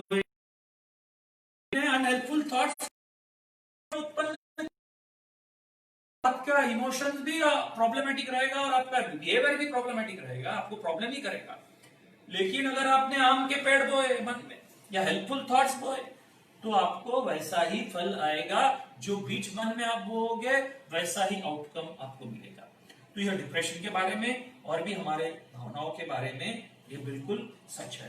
तो अब क्या है, देखिए यहाँ पर इंपॉर्टेंट चीज यह है डिप्रेशन में समझना। काफी लोगों को क्या लगता है डिप्रेशन में कि अरे मेरे ही साथ ऐसा क्यों हो गया, या मेरा ही नसीब ऐसा क्यों। तो यह बात को यह समझना जरूरी है कि देखिए जिंदगी में कभी भी जिनको लगता है कि वाई मी, मुझे ही क्यों लॉकडाउन होना पड़ रहा है, तो देखिए यह बात को समझना जरूरी है कि जिंदगी में कभी भी किसी के साथ भी कुछ भी हो सकता है। इसलिए तुम कोई स्पेशल चीज नहीं हो, you are a human being. और जो भी ह्यूमन बीइंग के साथ हो सकता है वो तुम्हारे साथ हो सकता है।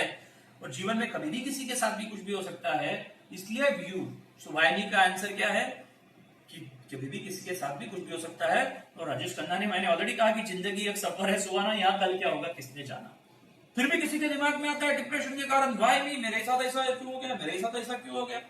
तो उनको इस बात को समझना बहुत जरूरी है। एक आर्थर एश नाम का एक टेनिस खिलाड़ी था, विंबलडन चैंपियन। उसे HIV हो गया खून देते समय, और वो आखिरी स्टेज में था।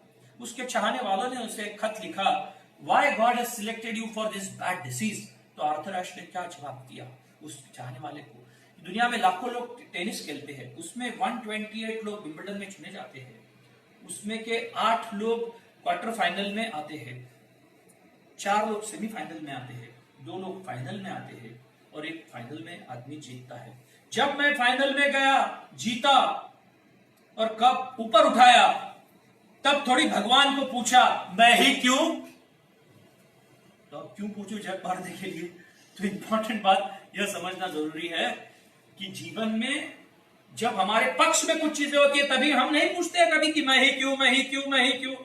और क्या होता है अभी जब विरोध में तो क्या होता है कि वो एक या दो छोटी तीन चीजें जो इंपॉर्टेंट, तीन बूंदे जो है इंपॉर्टेंट है, वो इंपॉर्टेंट है आज की लाइफ में कोरोना की, उसको पूरी जिंदगी में भूलना ही नहीं हमारे हाथ में है। इसलिए इंग्लिश में ऐसा भी कहते हैं, all emotionally disturb people have private logic. अगर हमारे दिमाग में प्राइवेट लॉजिक कर देंगे तो हम डिप्रेशन में चले जाएंगे। और डिप्रेशन में और एक चीज क्या होती है, देखिए, आदमी क्या होता है, कंपैरिजन करते रहता है, इधर दूसरे व्यक्ति से या अलग पास्ट की जो परिस्थिति होती है उससे, और अपने आप से क्या बात करता है, I am not okay, I am not okay, I am not okay, I am not okay, I am not okay, I am not okay, I am not okay, I am not okay, I am not okay, I am not okay. अगर आप अपने आप से constantly मैं ठीक नहीं हूं, मैं ठीक नहीं हूं, मैं ठीक नहीं हूं, नहीं ठीक नहीं हूं, बाहर की परिस्थिति ठीक नहीं है, ठीक नहीं है, ठीक नहीं, ठीक नहीं, ठीक नहीं, ऐसा अगर आप हमेशा करेंगे तो वो ऑटो सजेशन बन के आपको डिप्रेशन फिर आएगा ही आएगा। तो इंपॉर्टेंट क्या है कि इस चीज को समझना कि मेरे थॉट्स भी डिप्रेशन के लिए जिम्मेदार होते हैं। और एक चीज को समझना बहुत जरूरी है यहां पर, अगर हम डिप्रेशन को डील करना चाहेंगे तो, कि देखिए, डिप्रेशन, मैंने कहा कि नुकसान के बारे में डिप्रेशन होता है, इंपॉर्टेंट अगर नुकसान हुआ तो डिप्रेशन होता है। अब क्या है, देखिए, मैं अगर यह बात, आगे की बात अगर आपको समझ में आ गई तो आपको डिप्रेशन आने की संभावना बहुत कम हो जाएगी। क्या है वो बात, जब हमारा जन्म हुआ तब हमने क्या लाया, और मौत होगी हमारी तब हम क्या लेके जाएंगे, कुछ भी नहीं, खाली हाथ आया है, खाली हाथ जाएगा। तो फिर हमारा कौन सा नुकसान हुआ है, कुछ भी नहीं।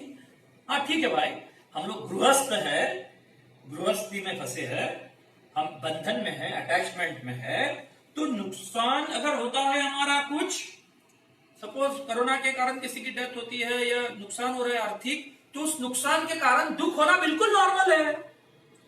लेकिन अगर आप डिप्रेशन में जा रहे हैं तो फिर आपको यह बात का पता ही नहीं चला है कि कोई भी चीज परमानेंट नहीं होती है। अगर आप जो चीज परमानेंट नहीं है उसको आप अगर परमानेंट करने के चक्कर में जाओगे तो आपको डिप्रेशन आना ही आना है। और यह जो चीज है, मौत या सच्चाई है जिंदगी में, और कोई भी चीज परमानेंट नहीं है। भगवान बुद्ध के समय एक औरत थी, उस औरत को उसका जो बच्चा था, उस बच्चे को क्या हुआ, जहरीले सांप ने काट लिया और उसकी मौत हो गई। बुद्ध के पास ऐसा हुआ कि काफी लोग मतलब जाते थे, तो औरत गई बुद्ध के पास और कहा इसको जिंदा करो। भगवान बुद्ध ने देखा कि यह बहुत भावुक है, और तो उसे कहा, बेटी गांव में जाओ और कोई भी घर से मुझे 5 चावल के दाने लाके दो जहां पर आज तक किसी की मौत नहीं हुई। औरत बोली, इतना सिंपल बात है। वो पूरा गांव घूम गई, उसे एक भी घर ऐसा नहीं मिला जहां पर किसी की मौत नहीं हुई थी। फिर वो अपने सेंसेस में आई और वो अपने डिप्रेशन में से बाहर निकल गई, उसने वस्तुस्थिति का स्वीकार किया। तो इसका मतलब क्या होता है कि अगर हम अपने चिंता को और डिप्रेशन को मैनेज करना चाहते हैं तो हमें हमारी सोच बदलनी पड़ेगी। जो परिस्थिति के बारे में, परिस्थिति हमेशा कुछ ना कुछ जिंदगी में चैलेंज खड़ा करती है। अगर हमने हमारी सोच में परिवर्तन नहीं किया तो फिर दुनिया की कोई भी ताकत जो है वो हमें अपने डिप्रेशन में से बाहर नहीं निकाल सकती है। अब क्या है, और एक लास्ट 2-3 बातें फिर मैं यहां पर रुकने वाला हूं। अब देखिए क्या है, काफी लोगों के दिमाग में और एक चीज आ रही है, हेल्पलेसनेस और होपलेसनेस। यह भी हमारे मन में आ रहा है। तो अब ये हेल्पलेसनेस क्या है और होपलेसनेस क्या है, कि परिस्थिति ऐसी रहेगी, कोशिश करके कुछ होने वाला नहीं है, कोरोना से मेरी मौत लगने वाली है, परिस्थिति ऐसी रहेगी और मुश्किलात होती जाएगी। अब इस तरह का जो हेल्पलेस था कि परिस्थिति ऐसी रहेगी और कोशिश करके कुछ होने वाला नहीं है, यह दोनों थॉट्स जो है वो अनहेल्पफुल थॉट्स है, जिसमें हमारे मन में हेल्पलेसनेस क्रिएट हो रहा है। अब क्या है, देखिए यहां पर यह चीज को समझना जरूरी है। अब आप जितने भी लोग प्रोग्राम देख रहे हैं, क्या है यह बात को समझिए कि helplessness is a learned helplessness also. Martin Seligman नाम के एक साइकोलॉजिस्ट है, उन्होंने इसके ऊपर बहुत रिसर्च किया है कि हेल्पलेसनेस यह सीखा भी जा सकता है, मानसिक लेवल पर भी होता है, and you can unlearn also. इसलिए उन्होंने एक लर्न ऑप्टिमिज्म नाम की किताब भी लिखी है। तो क्या है, देखिए, मान लीजिए अभी मैं आपको समझाने की कोशिश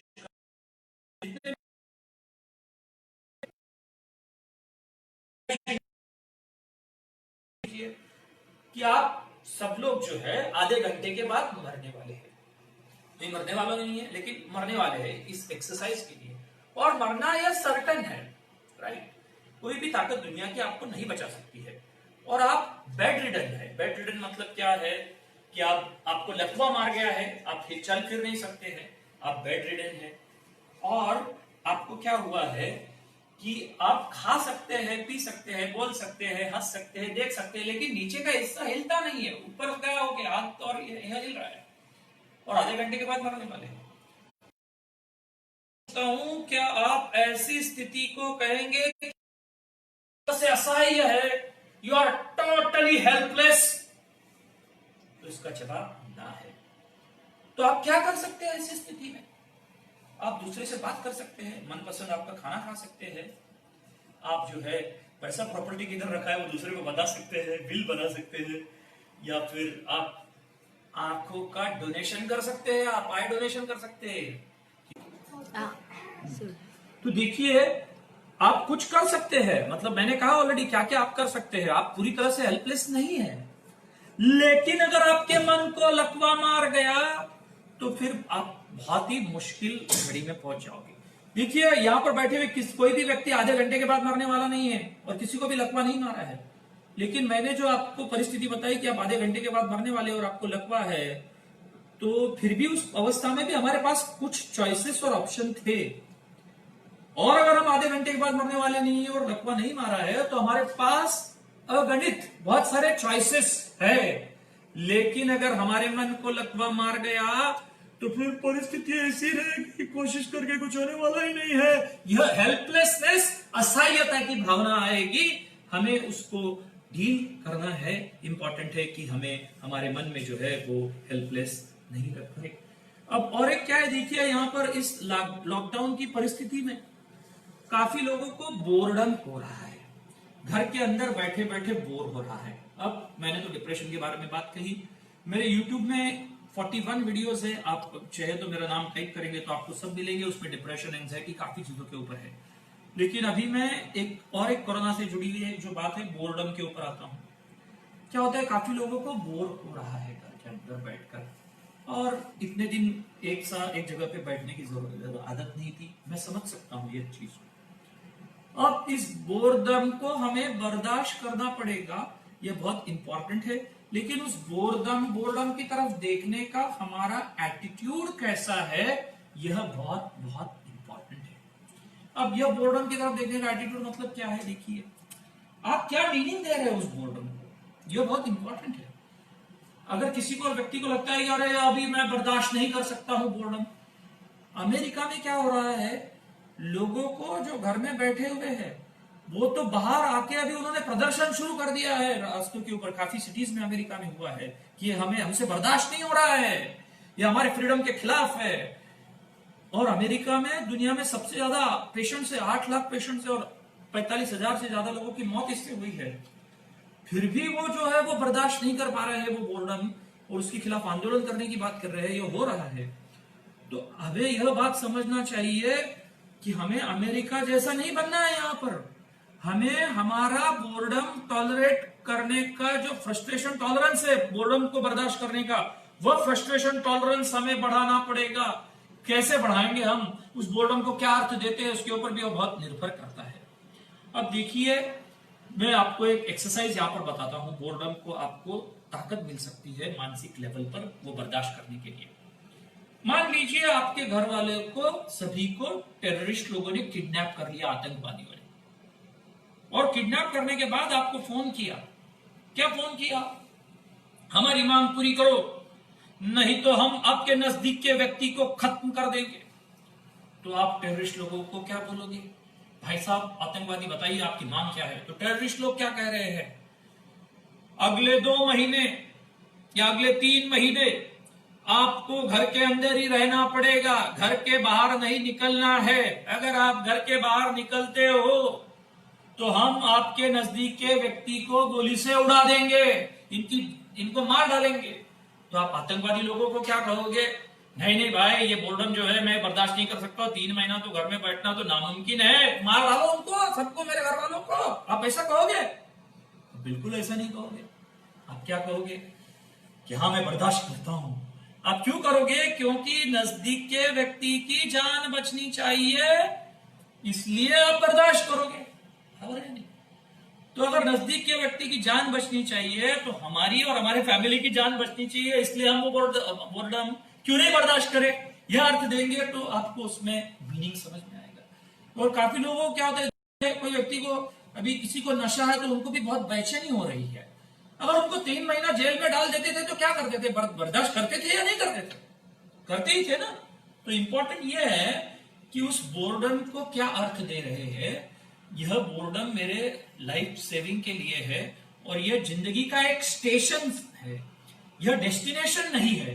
जीवन में हमारे बहुत सारे स्टेशन आते हैं, जैसे मान लीजिए मैं यहां से मुंबई से अगर दिल्ली जाता हूं ट्रेन से, तो रास्ते में अलग अलग स्टेशन आते हैं और कुछ स्टेशन पर ज्यादा देर तक गाड़ी रुक जाती है, कभी कभी अगर कुछ प्रॉब्लम है तो कुछ घंटों तक भी रुक जाती है। उसी तरह से हमारे जीवन में काफी स्टेशन होते हैं। कोरोना नाम का एक स्टेशन हमारे जिंदगी में आया है और वो कुछ समय तक है, कुछ महीनों तक रहेगा। तो हमें, लेकिन वो अंतिम स्टेशन नहीं है हमारे लाइफ का, इस चीज को समझना बहुत जरूरी है। इसलिए हमें पूरा जो अपने आप की जो केयर करना है वो उसमें सारा सम्मिलित है।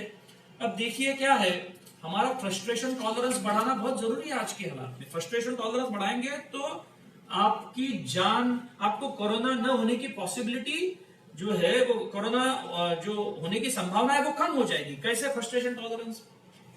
अब काफी लोग, क्या हो रहा है मार्केट में, अगर आपने देखा तो सब्जी लेने के लिए बहुत भीड़ कर रहे हैं, इकट्ठा हो रही है।